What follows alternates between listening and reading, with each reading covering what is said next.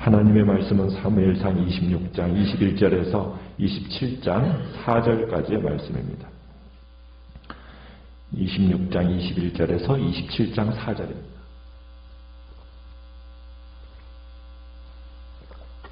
(26장 21절입니다) 사울이 이르되 내가 범죄하였도다. 내 아들 다윗아 돌아오라. 내가 오늘 내 생명을 귀하게 여겼은즉 내가 다시는 너를 해하려 하지 아니하리라.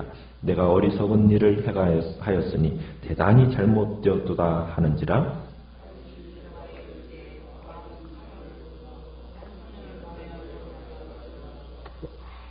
여호와께서 사람에게 그의 공의와 신실을 따라 갚으시리니 이는 여호와께서 오늘 왕을 내 손에 넘기셨으되 나는 손을 들어 여호와의 기름 부음 받은 자 치기를 원하지 아니하였음이니이다.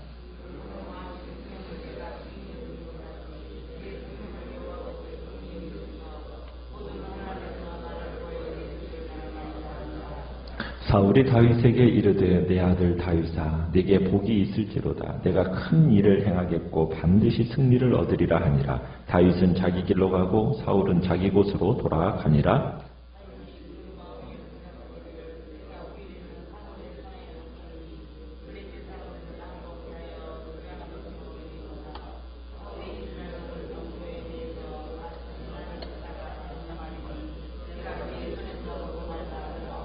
다윗이 일어나 함께 있는 사람 600명과 더불어 가드왕 마옥의 아들 아기스에게로 건너가니라.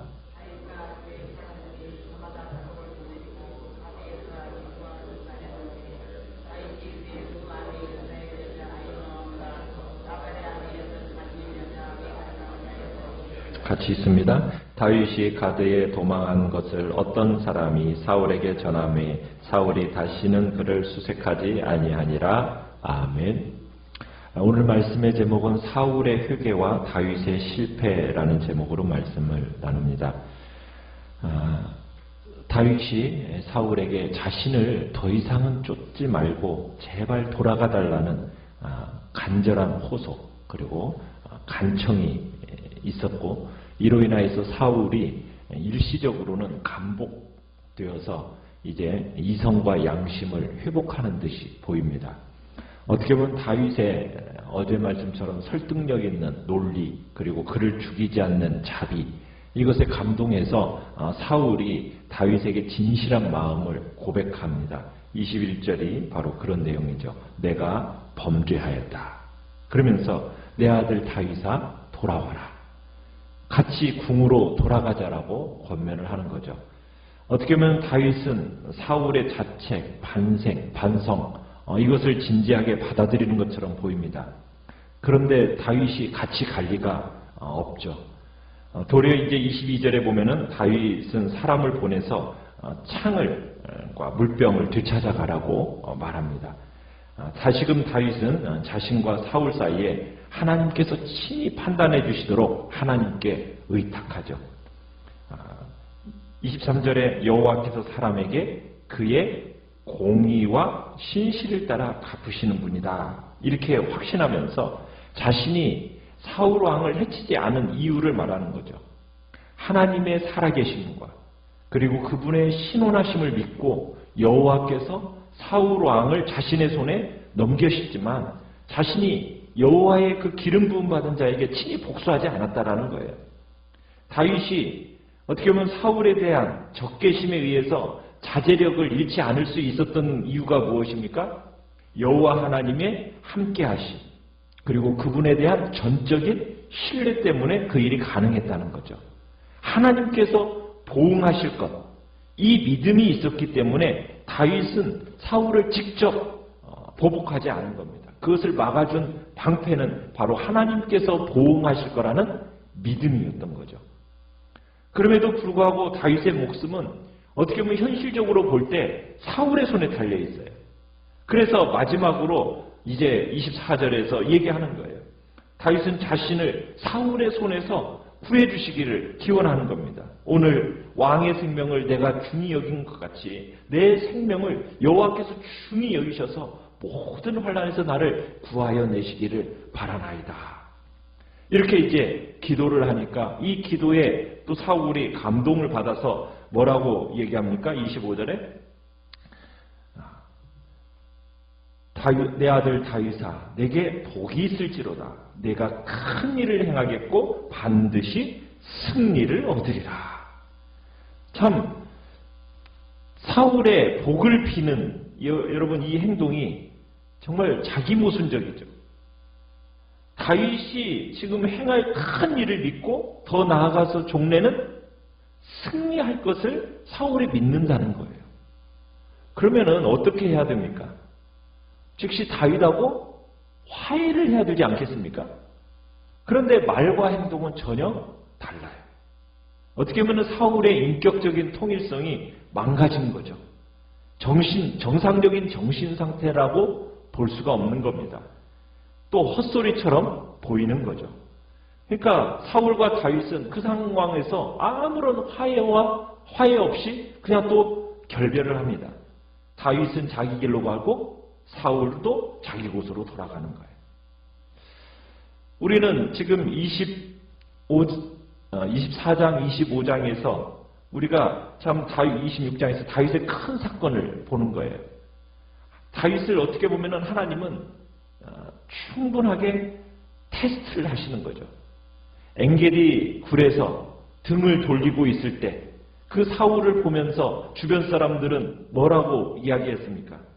하나님께서 말씀하셨는데 이 원수를 당신의 손에 붙이셨습니다. 이런 식으로 어떻게 보면 다윗의 마음을 흔들어 놨어요.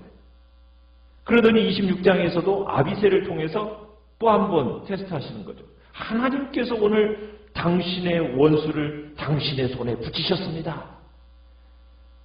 하나님께서 이 모든 일들을 주관하셨다라는 듯이 자꾸 옆에서 얘기할 때 다윗의 마음이 요동칠 수 있었는데 요동치지 않고 까딱하지 않습니다. 왜 그랬어요? 그럴 수 있는 이유가 무엇입니까? 너희들은 하나님을 가져다 붙이지만 나는 하나님이 어떤 분이신지를 안다는 거예요. 나는 하나님이 어떤 것을 기뻐하신지를 알기 때문에 그래서 하나님의 기름 부음 받은 자 내가 건들 수 없다라는 거예요. 그렇게 하나님 앞에서 분명하게 자기를 딱 얘기를 하고 그리고 하나님 앞에서 그 말씀대로 순종하니까 다윗에게 하나님께서 합격 통지서를 받게 하시는 거죠. 어떤 합격 통지서입니까? 사울 왕을 통해서 그 입을 통해서 다윗에게 내 아들 다윗아 내게 복이 있을지로다. 내가 큰 일을 행하겠고 반드시 승리를 얻으리라. 그러니까 하나님께서는 놀랍게도 사울의 입을 통해서 다윗에게 어떻게 보면 합격 통치서를 지금 읽어주고 계시는 거예요. 심판은 누구에게 속한 것이라고 고백한 축복입니까? 하나님께 속한 것이라고 고백한 다윗에게 내린 하나님의 축복이었던 거죠. 그러니까 여호와 하나님 앞에 정말 그 주권 아래에 자신을 던지는 거예요. 그리고 그 주권 아래에서 모든 역경을 헤쳐나가니까 드디어 이스라엘의 왕이 될 수 있다라는 그리고 하나님에게로부터 위대한 일, 승리가 있을 것이라는 그 말을 누구를 통해서 주시는 거예요? 그를 죽이려 하고 원수인 대적인 사울을 통해서 평가가 이루어지는 겁니다.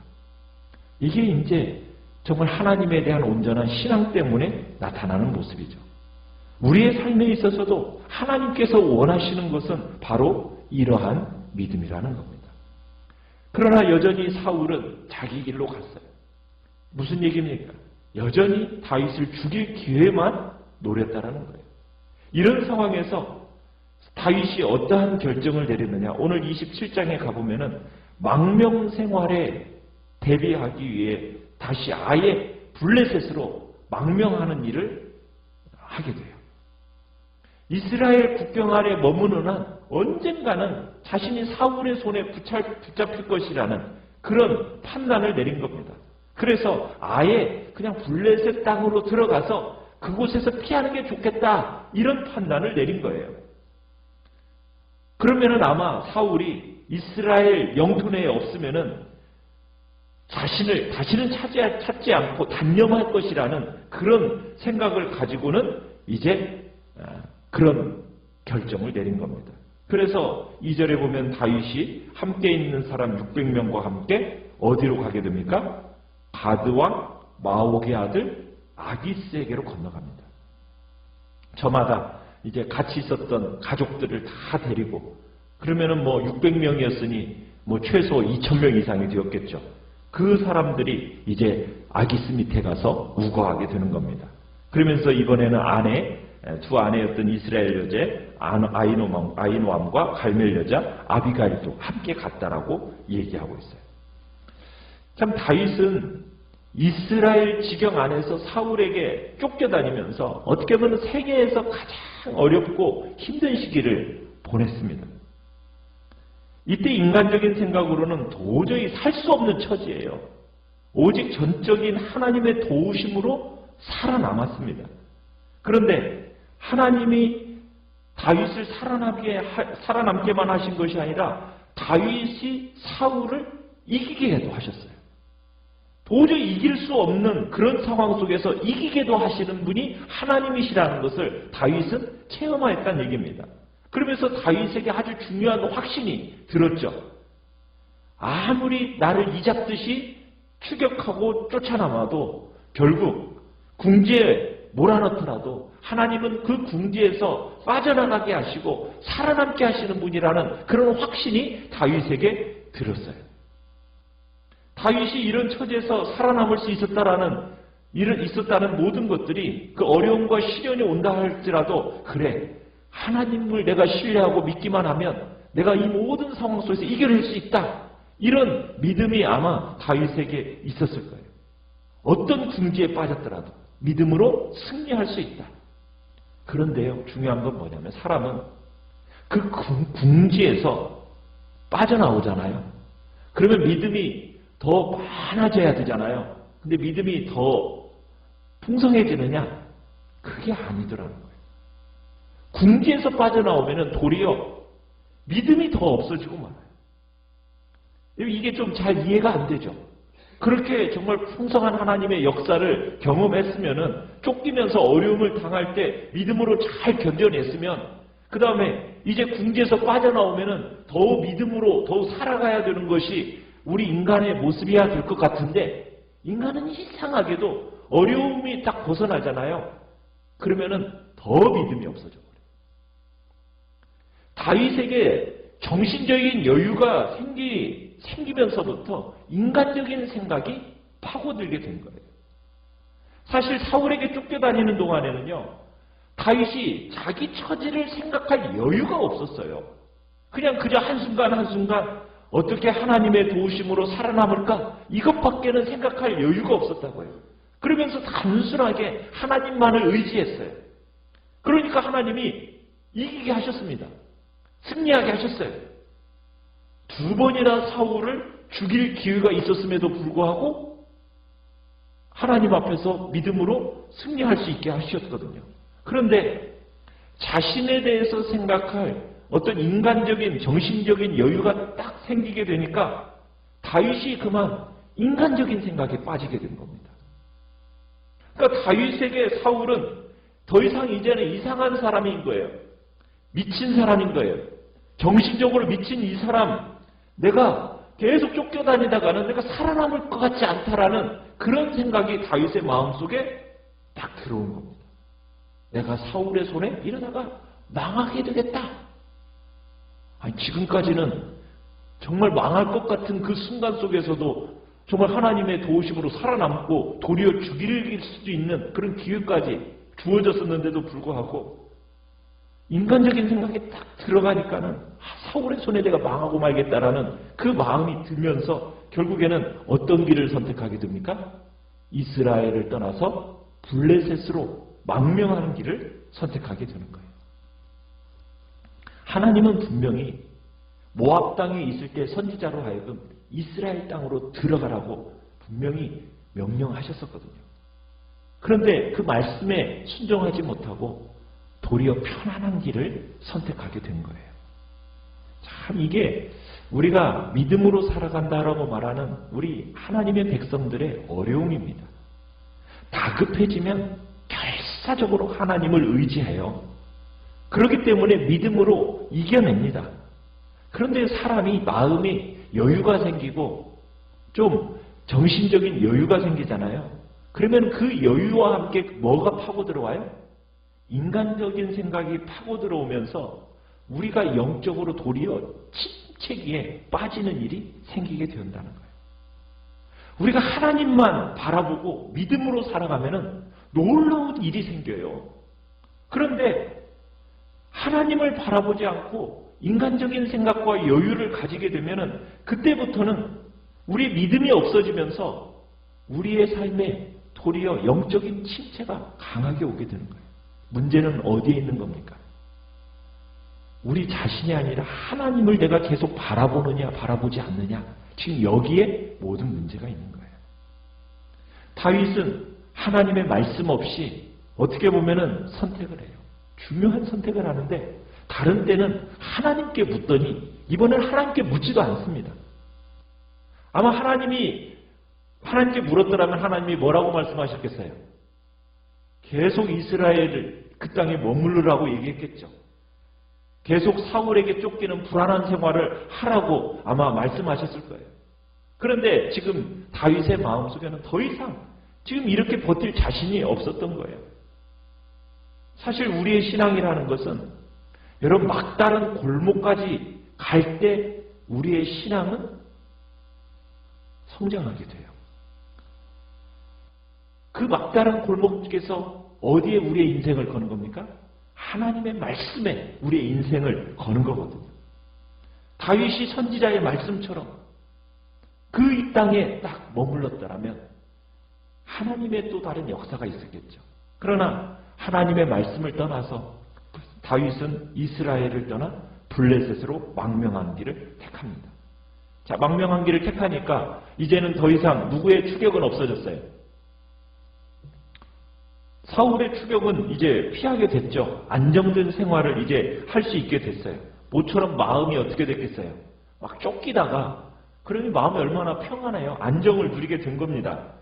자, 육체적으로는 다윗이 굉장히 편했을지 몰라요. 그런데요, 영적으로는 아무런 유익이 없었던 기간이 블레셋 망명 기간이에요. 마음은 편했을지 모르지만 과거처럼 하나님을 간절히 찾지를 못하는 거예요. 그리고 하나님이 침묵하시는 겁니다. 다윗이 어려운 가운데서도 이스라엘 땅에 남아 있었다면 고생을 하더라도 매 순간 하나님이 주시는 은혜와 감격을 아마 체험할 수 있었을 겁니다.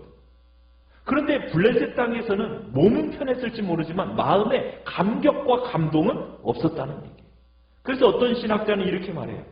다윗이 사울에게 쫓겨다니면서 광야 생활을 하는 동안에는 그 많은 시편을 기록을 했다는 거예요. 그랬는데 블레셋에 머무는 그 망명 기간 동안에는 그 시 한 편을 쓰지를 못한 영적으로 잠들어 있는 상태가 되었다. 이렇게 말하고 있어요. 육체적으로는 편안할지 모르지만 그 육체적인 편함이 도리어 영적으로는 어떻다고요? 잠들어 있는 침체기에 빠지게 된다는 거예요. 우리는 하나님 앞에서 어떠한 삶을 살아나가야 될 건가? 육체적인 편안함만을 추구하며 살아가는 그러한 삶이 아니라 때로는 우리의 삶에 힘들고 고난과 고통이 있고 때로는 답답해 보일 수도 있지만 우리는 정말 믿음으로 말씀에 순종하고 하나님이 원하시는 그 복된 길을 걸어가는 것이 그것이 하나님 앞에서 하나님을 기쁘시게 하는 길이요. 하나님의 마음을 시원하게 하는 길이요. 그리고 내게 영적으로 더욱 살아계신 하나님과 더욱 친밀하게 들어가는 복된 자리라는 것을 기억하면서 오늘도 참으로 어떤 상황과 환경에 의해서 내 육체적인 것에 참으로 마음을 두고 살아가는 게 아니라 믿음으로 정말 하나님이 원하시는 뜻을 따라 정말 주님의 때, 주님의 방법대로 주님의 일이 성취되는 것을 기다릴 줄 아는 그런 믿음의 삶을 살아가겠다고 이 시간 주님 앞에 결단하며 나가실 바랍니다. 말씀은 전이다. 말씀은